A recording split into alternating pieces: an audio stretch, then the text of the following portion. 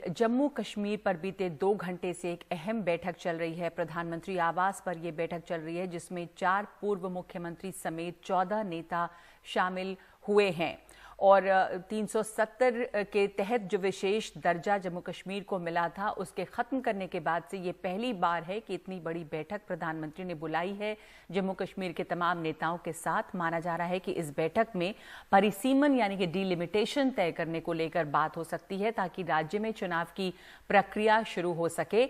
जम्मू कश्मीर को पहले की तरह राज्य का दर्जा बहाल करने जैसे मुद्दों पर भी बात हो सकती है, ऐसी उम्मीद है नेताओं की। इस बैठक में नेशनल कॉन्फ्रेंस से फारूक अब्दुल्ला और उमर अब्दुल्ला शामिल हैं, कांग्रेस से गुलाम नबी आजाद, पीडीपी से महबूबा मुफ्ती, बीजेपी से निर्मल सिंह, कविंद्र गुप्ता, पीपल्स कॉन्फ्रेंस से मुजफ्फर बेग और सज्जाद लोन और सीपीआईएम के मोहम्मद यूसुफ तारेगामी और अल्ताफ बुखारी, जेके अपनी पार्टी के अल्ताफ बुखारी इसमें शामिल हैं और ये बातचीत जो है वो चल रही है। सर्वदलीय बैठक प्रधानमंत्री ने बुलाई है।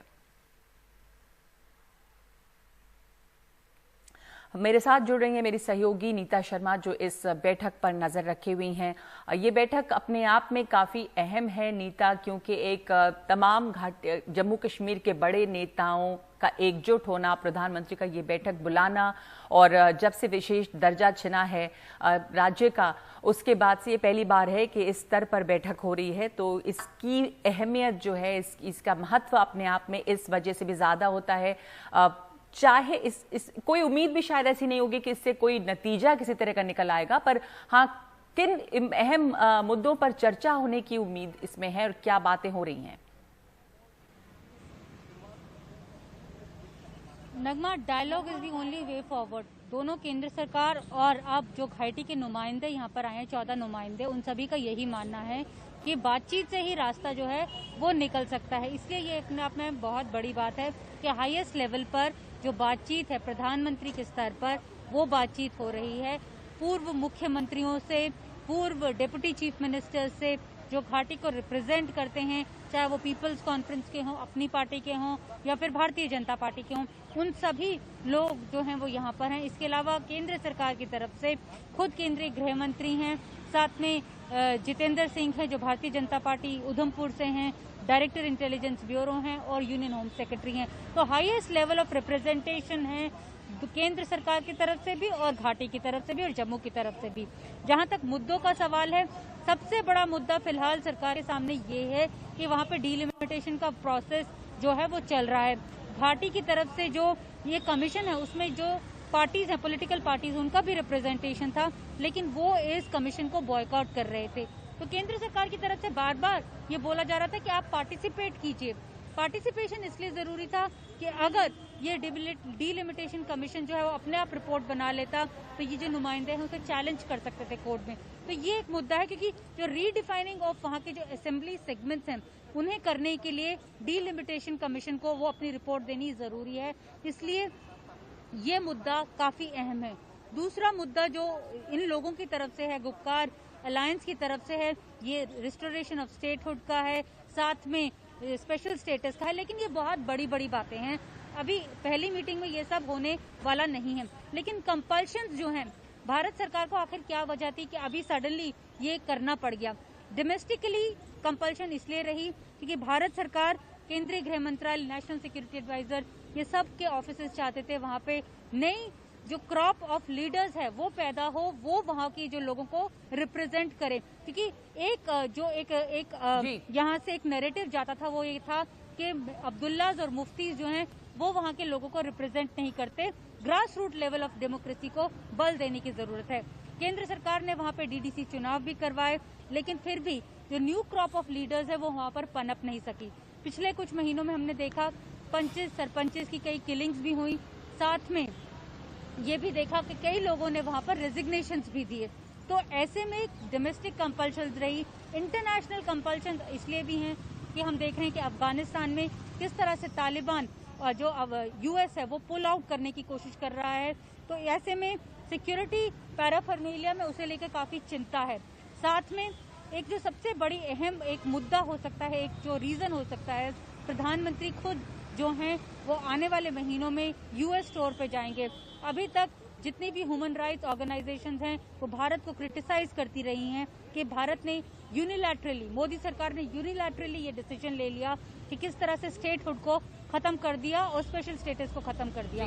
ऐसे में प्रधानमंत्री अपनी तरफ से कहना चाहते हैं इंटरनेशनल कम्युनिटी को कि वो लोगों से नेगोशिएट कर रहे हैं, लोगों से डायलॉग जो है वो ओपन कर रहे हैं और ओपन कर चुके हैं।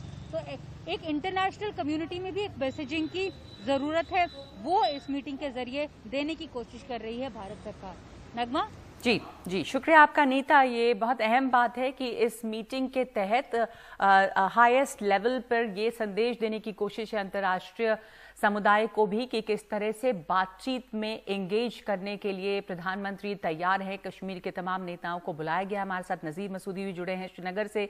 कश्मीर से जो तमाम नेता आए हैं नज़ीर, उसमें मुफ्तीज और अब्दुल्ला के अलावा और भी लोग शामिल हैं। उन लोगों पर अब आने के पहले हम जानते हैं महबूबा मुफ्ती कह रही थी कि हम बात करेंगे, मुद्दा उठाएंगे कि विशेष दर्जा वापस बहाल किया जाए और पाकिस्तान से भी बात होनी चाहिए। तमाम बात तो इन नेताओं के ऊपर भी काफ़ी दबाव होगा क्योंकि वो वहां जाके उनकी अपनी जो घरेलू मजबूरियां हैं कि उनको लोगों की वहां क्या उम्मीद है और क्या बात हो सकती है, ये नेता उनके मुद्दे यहां पर उठा पाएंगे या नहीं। तो श्रीनगर से इस मीटिंग को लेकर किस तरह की उम्मीदें हैं? देखिए, श्रीनगर से यही उम्मीद है कि जम्मू कश्मीर में सियासत दोबारा शुरू हो, जमहूरियत दोबारा शुरू हो। जमहूरियत के नाम पे जो 22 महीने तमाशा बनाया गया वो खत्म हो। अब ऐसी भी सूरत हाल आई कि सिर्फ एक हफ्ते पहले की मैं बात बताऊं, एक डिस्ट्रिक्ट कलेक्टर को एक पब्लिक रिप्रेजेंटेटिव ने यह बताया कि हमें उन अधिकारियों पे भरोसा नहीं है या उम्मीद नहीं है जो जम्मू कश्मीर से बाहर है, जो हमारी जुबान नहीं समझते। उस वजह से उसको जेल भेज दिया गया। जब जमानत हुई तब भी रिहा नहीं हुआ। तो जब ये सूरत हाल है तो लोग इंतजार कर रहे हैं कि यहाँ की जो इलेक्टेड गवर्नमेंट कब आ जाएगी। तो क्या ये आज की मीटिंग उसका दरवाजा खोलेगी? क्या ये पार्टियां जो मुतालबा ये कर रही हैं, जिनका साफ एजेंडा है कि जो 4 अगस्त 2019 को जम्मू कश्मीर की हैसियत थी उसको बहाल किया जाए, जिसका यह मतलब है कि खुसूसी दर्जा वापस दिया जाए और रियासत को जो जम्मू कश्मीर हो या लद्दाख हो, एक रियासत हो जिसका अपनी शिनाख्त थी। जितने भी पॉलिटिकल लीडर्स से मेरी बात हुई इन दिनों, इनका कहना है कि देखिए, जो प्रधानमंत्री ने ये मीटिंग बुलाई, ये इसमें कोई एजेंडा नहीं है और ये बड़ा पॉजिटिव मूव है। इसलिए पॉजिटिव मूव है कि उनके लिए कोई रेड लाइन नहीं रखी गई कि उनको वहां क्या बोलना है क्या नहीं बोलना है। इसलिए पहली बात कि एक पॉजिटिव मूव है, उनको किसी ने कदगन नहीं लगाई। कौन सा मुद्दा धारा 370 का हो या स्टेटहुड का, आप उठा सकते हैं, बात कर सकते हैं। और जिस तरह हम देख सकते हैं कि 2 घंटे से ये मीटिंग जारी है, ये सिर्फ फोटो ऑप नहीं है और फोटो ऑप भी काफी ही अहम था। जो पिक्चर ग्रुप फोटो उठाया गया काफी महत्वपूर्ण और मैसेज देने वाला जो प्रधानमंत्री ने इन नेताओं के साथ उठाया। ये वही नेता थे जिनको 5 अगस्त 2019 को जेलों में भर दिया गया। उनको कहा कि ये बड़े करप्ट हैं, ये जम्मू कश्मीर की तबाही के जिम्मेदार है। उनको खत्म करके जम्मू कश्मीर में विकास और सारी अच्छी चीजें, एम्प्लॉयमेंट लाई जाएगी। लेकिन 22 महीनों जो बता रहे हैं कि क्या क्या हुआ, जम्मू कश्मीर को दुनिया के सबसे लंबे तरीन इंटरनेट ब्लॉकेड से गुजरना पड़ा, हजारों लोग जेल में रहे, विकास के नाम पे प्रोपेगेंडा हुआ, विकास नहीं हुआ, एम्प्लॉयमेंट के नाम पे प्रोपेगेंडा हुआ, एम्प्लॉयमेंट नहीं मिली। तो कुल मिला के क्या ये पहली कोशिश है कि यहाँ जम्मू कश्मीर में जमहूरियत बहाल हो? और जो 5 अगस्त को फैसला लिया गया था 2019 को, क्या उसमें कोई अब रिव्यू किया जाएगा? उसको ये देखना बाकी है, क्योंकि एजेंडा इस मीटिंग का कुछ नहीं है। यहाँ के राजनीतिक लीडरों को ये यकीन है कि कुछ न कुछ जरूर होगा, क्योंकि एजेंडा जम्मू कश्मीर में है और इसको कोई ये लोग किसी अलग नहीं देख रहे। वे कहते हैं एक लार्जर जो बड़ी पिक्चर बन रही है पूरे रीजन में। जैसे पाकिस्तान के साथ फरवरी में सीज फायर का ऐलान हुआ नियंत्रण रेखा पे, उसके बाद सीज फायर मुकम्मल तौर पे उस पर अमल दरामद होता है, कोई घुसपैठ की रिपोर्ट नहीं है, किसी सीज फायर के उल्लंघन का कोई रिपोर्ट नहीं है। अब हम ये भी सुन रहे हैं कि दोनों मुल्कों के जो नेशनल सिक्योरिटी एडवाइजर वो भी तीसरे मुल्क में मिले। चाइना बॉर्डर पे लद्दाख में एक ऐसी स्थिति बनी है जिसका जरूर हल करने के लिए सबसे बड़ी बात है कि पाकिस्तान के साथ जो बड़ा तनाव था उसको कैसे कम किया जाएगा। और वो कम तभी हो जाएगा जब कश्मीर में हालात बेहतर होंगे और उन हालात को बेहतर करने के लिए यहाँ राजनीतिक जो लीडर है उनको ऑन बोर्ड लेना है। क्या इस मीटिंग में कोई फैसला होगा? कुछ लोग ये भी कहते हैं शायद 15 अगस्त के दिन प्रधानमंत्री रेड फोर्ट से उसको लाल किले से इसका कुछ ऐलान करेंगे। लेकिन जो भी हो, ये मीटिंग काफी महत्वपूर्ण है।